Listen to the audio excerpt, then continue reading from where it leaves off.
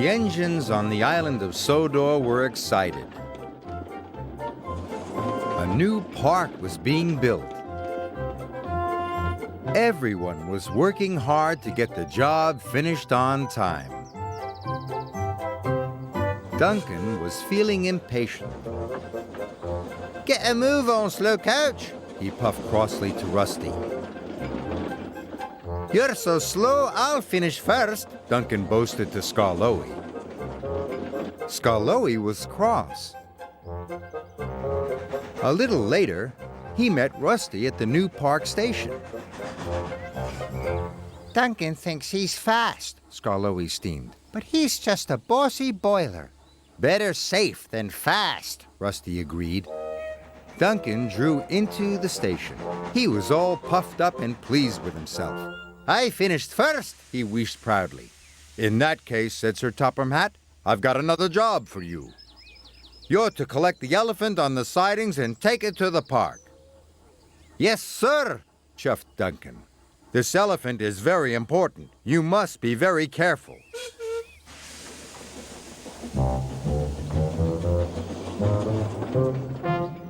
When Duncan saw the elephant, he was surprised. "Why, it's only a statue," he said. "This is an easy job." "You must wait for the brake van," said the station master. "This statue is very heavy." "Nonsense," huffed Duncan to his driver. "I've pushed heavier loads than this plenty of times." "Let's go, Duncan," said his driver. "But we must be careful."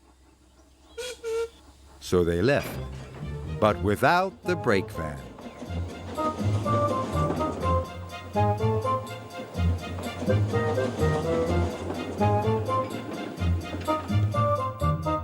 But Duncan wasn't careful. He was impatient. "We'll show them how fast I can be," Duncan whistled. "We'll deliver this statue, and I'll still finish first."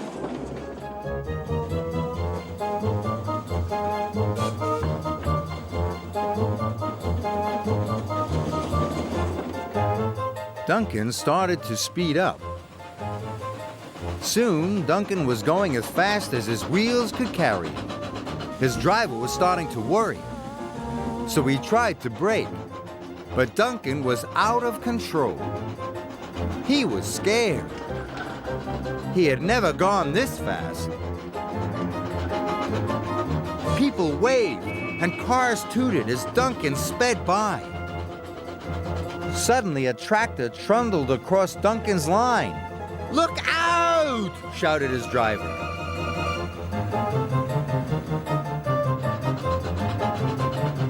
Slow down, whistled Rusty. "I can't," Duncan cried as he shot past. Whoa!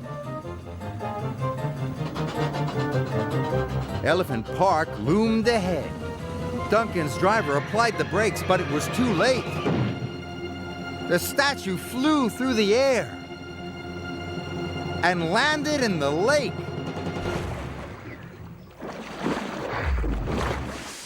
Luckily, nobody was hurt.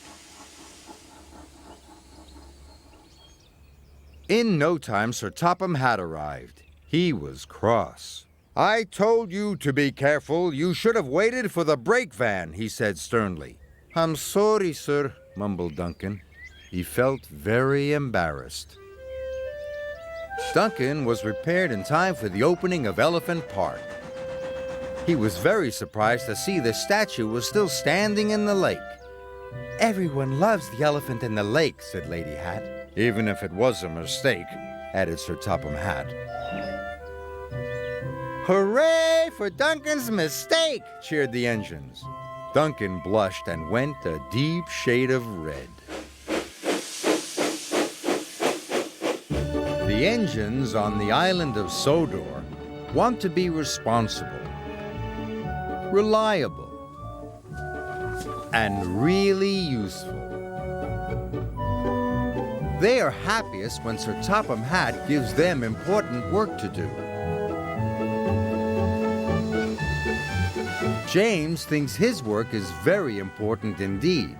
He is proud of his shiny red paint and likes to look clean and smart. One day, Percy puffed to the washdown. "My whistle's clogged." He tried to blow hard to clean it out, but instead blew mud all over Gordon. "Silly," huffed Gordon. Percy was trying not to laugh. "Keep your dirt away from me. I'm collecting the mayor today." "I should do that." "Really?" chuckled James. "You'd need a washdown first." "Pah," snorted Gordon. James just laughed. Soon, James had collected the mayor and puffed proudly away. "Just look at me, Gordon!" "Show off," grunted Gordon. Sir Topham Hatt came to the sheds. "I need an engine to collect the Queen of Sodor." "Who's the Queen of Sodor?" "A leaky old barge," replied Sir Topham Hatt. "She needs to go to the workshops. It's dirty work, I'm afraid." Just then, James shunted into the sheds. This gave Gordon an idea. "Is collecting the Queen of Sodor important work, too?" "Very important work. Do I have a volunteer?" "Very important work," exclaimed James. "I'll do it." "Then it's settled. She's waiting at the canal." "Thank you, sir," said James. Gordon was delighted his plan was working. "I'm here to collect the Queen of Sodor," announced James. "There she is," the odd manager said. James was furious. "That slimy old tub? Gordon tricked me. He wants me to get dirty. I'll show him. A shiny engine like me never gets dirty." Soon, James set off with the Queen of Sodor.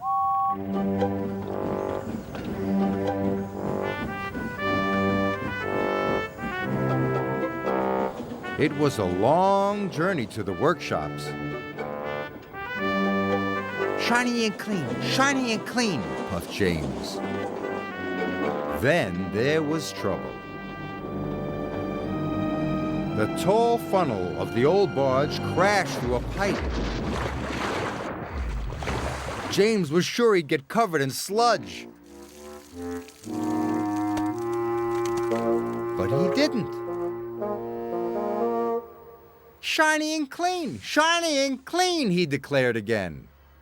The workmen soon cleared the mess, and then James was on his way.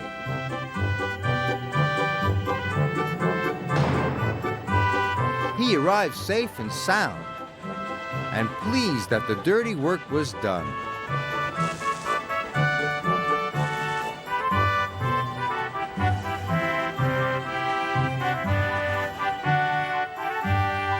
When James returned to the sheds, he was very proud of himself. "How did you manage to stay so clean?" "I have to stay clean," boasted James, "in case there's important work to do." Just then, Percy returned from the quarry. "My whistle is clogged again. Watch out, James!" Dust went everywhere. "I did warn you." "You'll need a washdown now," teased Thomas. "Good," snorted James. "It will make me readier than ever. I'm such a splendid engine." Oh.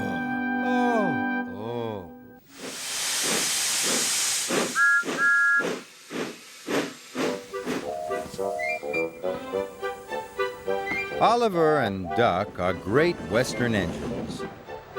They deliver goods and passengers when the roads are closed by deep snow. But Oliver thinks snow is messy and cold.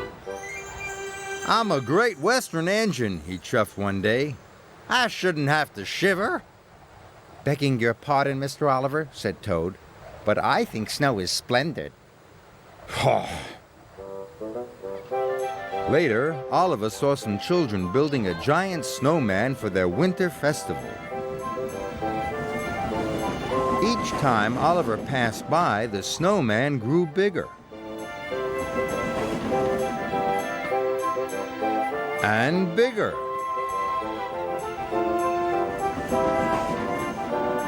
And bigger.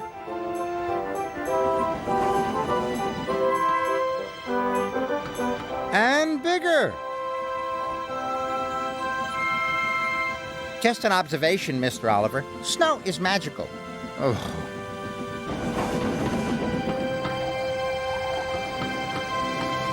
Finally, the snowman was completed. Oliver chuffed back to his warm, cozy shed. Sir Topham Hatt was waiting for him. "You have to return to the mountain village," he said. "Some goods are needed for the festival." "But all this snow makes my wheels feel chilly." "Really useful engines work hard whatever the weather."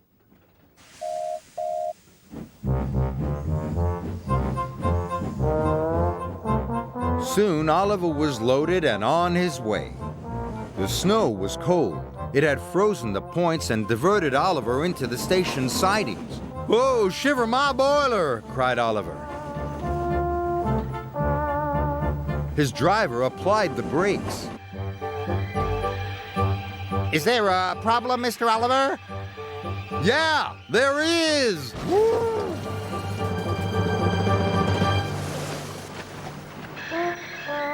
That could have been a little smoother. Oliver felt awful. He thought the children would be upset about their snowman. Oliver's driver went for help. Sir Topham Hatt was just leaving his office when he got the call.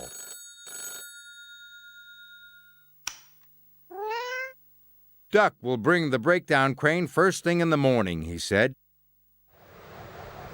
Oliver's driver returned and told him the news. "I'll be out here all night," moaned Oliver. "I'm afraid so." Luckily, the village inn had a toasty warm room for Oliver's driver. But Oliver was getting colder and colder.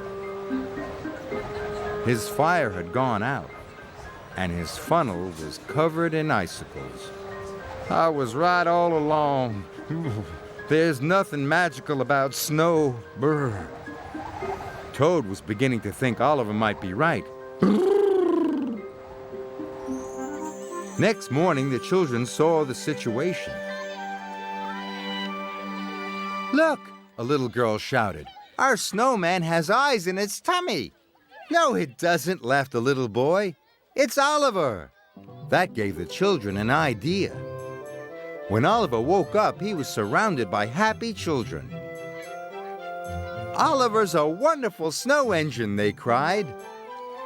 Oliver was so relieved that suddenly he didn't even feel cold anymore. When Duck arrived with the breakdown crane, Oliver didn't want to leave. He was enjoying the winter festival so much. "You were right, Toad," Oliver called. "There are some magical things about snow." "Perhaps, Mr. Oliver," shivered Toad. "Absolutely.